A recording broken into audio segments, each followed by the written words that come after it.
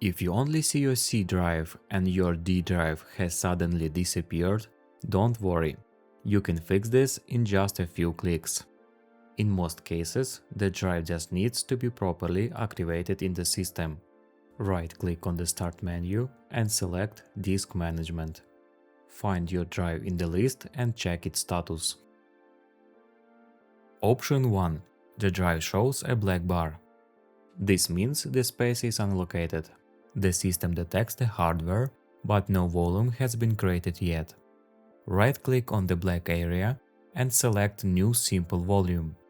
Then just click Next through all the steps without changing anything until you see Finish. Your drive will instantly appear in File Explorer. Option 2. The drive labeled Not Initialized. This usually happens with brand new drives. Right-click on the disk name on the left. For example, Disk 1 or Disk 2, and select Initialize Disk. In the window that appears, choose GPT for modern systems, MBR for older systems. Click OK. After that, the space will turn back, and you just repeat the previous step. Create a simple volume. Option 3. Drive letter conflict. Sometimes the drive is working fine, but doesn't show up because no drive letter has been assigned to it.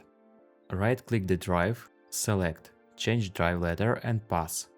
Click Add, choose any available letter, and press OK.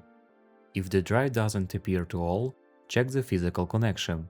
Make sure the cables are properly connected. A working hard drive usually produces a slight vibration or humming sound.